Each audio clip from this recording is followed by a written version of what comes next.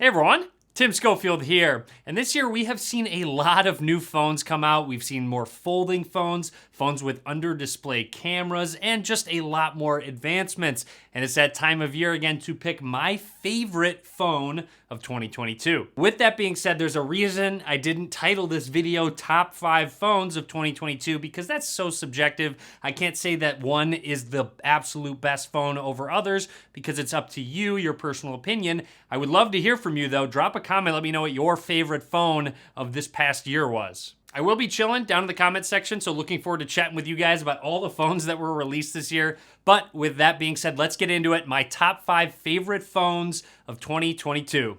Real quick, I'll talk more about this later in the video, but thank you so much for being here and supporting the channel. This year has been incredible. I'm having so much fun creating all this content. A lot more to come, but let's get into the video. To begin, want to mention I didn't try every single phone that came out this year, but I did get my hands on a lot of them, so just kind of keep that in mind. So for number 5, we're going to start with 5. Let's grab it right behind me. Right here, the OnePlus 10T is my 5th favorite phone of the year. Now, I chose this phone because of the premium features you get at the price point at $650. With that being said, you get the latest Snapdragon 8 Plus Gen 1 processor, which is in all other flagships, which was the chipset that came out midway through the year. Just keep that in mind because I'll mention it later on in the video. So you have the latest chipset, you have a gorgeous 120 Hz AMOLED display, you have 125 watts of charging, which is insanely fast. Now the downside to that is that the cameras fall a little bit short. There's no telephoto lens. The quality is solid in good lighting. It kind of falls short in the lower lighting conditions. OnePlus also seems like they're having a bit of an identity crisis. They don't have an alert slider, which is their signature feature on their devices. So for some reason they decided not to have one on there this year. So we'll see next year what type of devices they come out with if they bring the alert slider back. So if you're looking for a fast, snappy, very powerful device at a better price than the other devices on this list, then the OnePlus 10T might be for you. With that being said, if you're looking for a more budget device with a better camera than the 10T, this brings us to our first runner-up. We'll give it the 6th, which this is top 5 though, but this is our first runner-up, the Pixel 6a, which is another budget device at a great price point. You do get a lot of power, but also the camera system is excellent. I will, of course, link to all of these phones in the description below if you're looking for some more information. But now, on to number 4, right here, the Google Pixel 7 Pro. The Pixel 7 Pro is definitely an improvement over the 6 Pro. I love the direction that Google's going with their design. I think it's a really good looking phone. And of course, with their software, you get Pixel specific features and updates first. A lot of the Pixel specific features I do wish just came to Android, but obviously they have to differentiate themselves from other manufacturers. Every time I don't use a Pixel, I miss Now Playing, where it tells you what song is playing in the background without you even having to ask. It creates a list of all the songs that you heard. It's so useful to me. And as usual, the camera system on the Pixel 7 Pro is incredible. Google has consistently done such a good job with their cameras. This year, really focusing more on the telephoto zoom lens. You can zoom up to 5 times optically and 30 times digitally. And with that digital zoom, they use all their software computations, and you get some really good shots out of the telephoto lens. A random thing they improved upon is adding face unlock, which funny enough does not work at all in the dark. It just won't work. But if you have any decent lighting, it works really well. But of course you do have your fingerprint scanner, which is also improved from last year's. The Pixel 6 and Pixel 6 Pro fingerprint scanner was not good. Google is sticking with their own chipsets with their Tensor processor. This is the second Tensor G2 chipset inside, and I have to say it still does get warm when you're using the phone quite a bit. If you're doing a lot of gaming, multitasking, taking a lot of pictures, shooting video, it gets really warm and then drains the battery very fast. So that's another thing about this device is I wish battery life was a little bit better, which, you know, these drawbacks are things that made it bump down on that list. So again, overall, a really great phone. Definitely can recommend it, but you do have a couple drawbacks to it. Let's move on. Moving to the top 3 of my favorite phones of the year,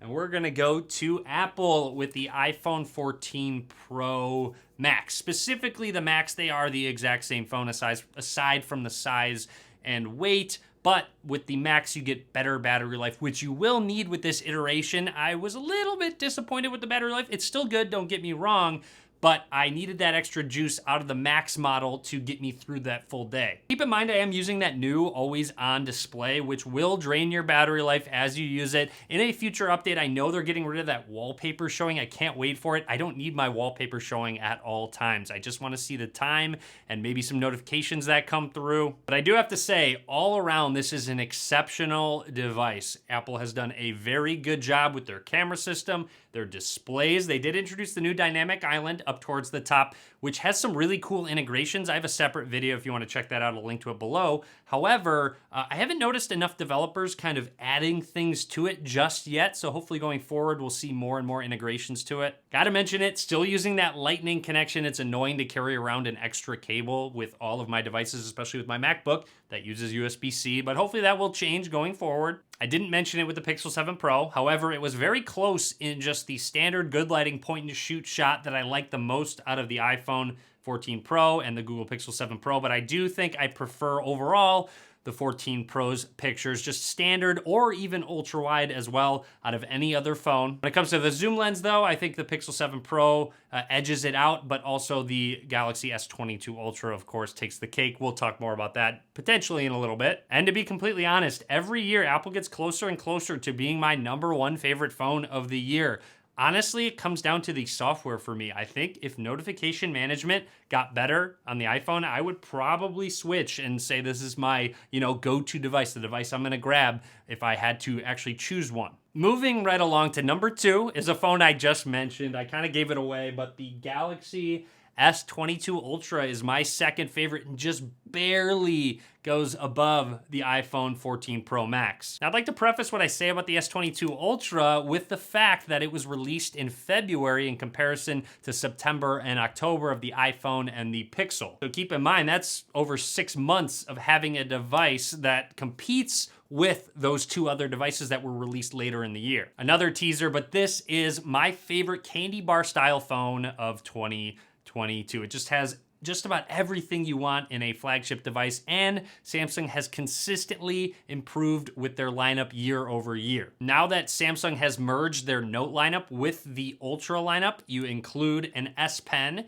in this device. It is one of a kind. It's extremely useful when taking pictures, when you're taking notes, jotting notes down, or just doing some multitasking, tapping around. It's extremely useful to use. And of course, cameras are very solid. I still think the standard good lighting point and shoot goes to the iPhone 14 Pro, followed by the Pixel 7 Pro, and then followed by the Galaxy S22 Ultra. However, they're still great shots. Don't think that it's a bad camera system whatsoever. The zoom, the telephoto shots you get out of this phone still are just insane. The best telephoto shots in my opinion. And of course you could zoom in 100 times. I still really don't use that. I don't necessarily see a use for it, but it's still really cool. The fact that you can zoom in as far as you can on this phone. And since it was released in February, keep in mind you have the Snapdragon 8 Gen 1 as opposed to the 8 Plus Gen 1. So those latter half Android devices got a better chipset, so they get a little bit better performance and better energy efficiency, so that battery life will be better with the 8 Plus chipset.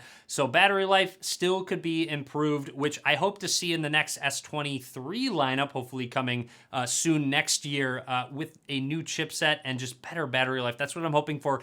Honestly, on all of these phones, it seems to be a theme. And when it comes to that camera system, it is the most feature-packed out of any device I have used. There's so many different camera modes, ways to make this camera system useful. You can take multiple shots. You can have different lenses going at the same time. Samsung does such a good job adding features to their cameras. All right, and on to my favorite phone of 2022. Drum roll, please.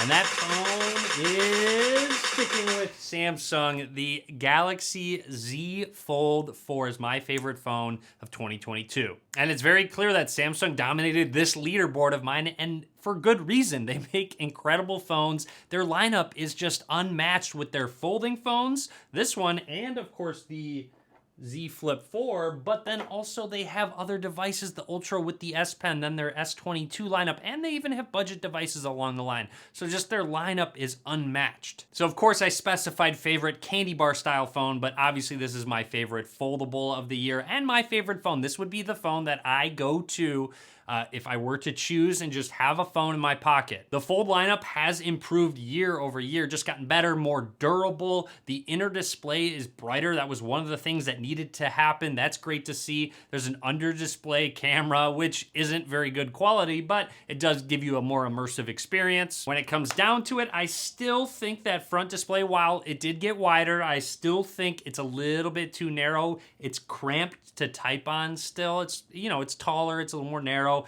It's still not that comfortable to type on. You do get dual 120 hertz displays. It's very smooth, very snappy. It has that Snapdragon 8 Plus Gen 1 processor inside, so you get that energy efficiency and that power upgrade. And when it comes to the display, yes, you can still see the crease, which is, you know, a downside to this phone. Hopefully they continue to improve that and make it less and less visible over time. It's getting slightly lighter, but it's still very heavy. And with that in mind, it's hard to include the S22 Ultra's camera system in a phone like this without adding a lot more weight and size. So the cameras on this device aren't quite as good as the S22 Ultra. Don't get me wrong, there's still very good cameras in this phone, but when you are paying, yes, the hefty price point of $1,800, you would like that top of the line camera system. So that's kind of a downside going with the Fold, but I'm still okay with this camera system on my daily phone. So when it comes down to it, for me, I prefer the functionality of a folding phone with the larger display when consuming content, but also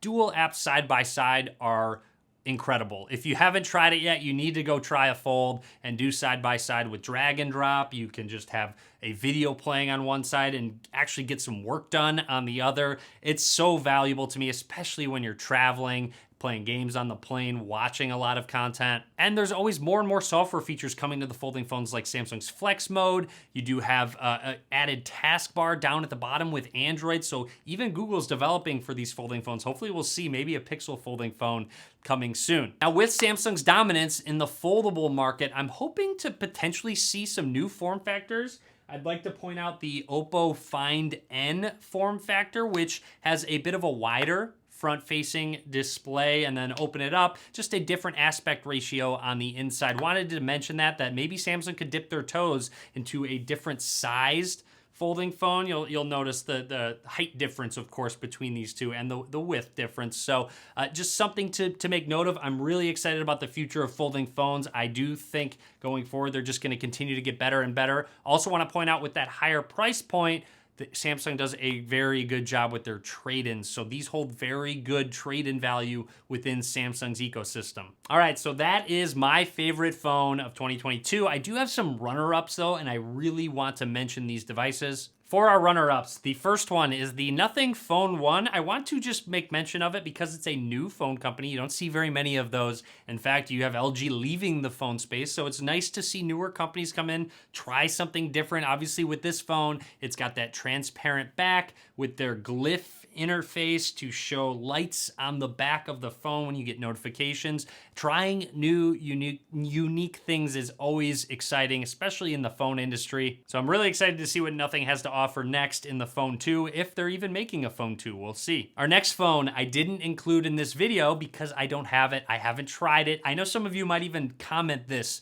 down below, but the Asus ROG Phone 6 Pro with the 8 Plus Gen 1 processor, 165 hertz display. The phone looks really nice. I just never had a chance to try it, so I can't include it in this list, but wanted to make mention of it. Another runner-up is the Oppo Find X5 Pro, a great device, excellent hardware. I'm not a big fan of the software skin they have over Android. It's obviously for a specific market. I'm in the North American market. And our final two runner-ups, just want to mention because of features. First of all, the Vivo X80 Pro has an insane camera system, and then the ZTE Axon 40 Ultra has something missing up at the top. They are implementing an under-display camera system, so I love seeing just new things. It looks so good when you look at this phone because you can't see that punch hole up at the top. All right, so that's it from me with my top 5 favorite phones of 2022. I have to say thank you all so much for the support you guys have given this channel throughout the entire year. It has been incredible. I've had a lot of fun making these videos, and of course, there's a ton more content coming soon. I look forward to many more years of creating content for you guys. So again, be sure to click the thumbs up button. Be sure to subscribe. More videos coming very soon, and as always, thanks for watching.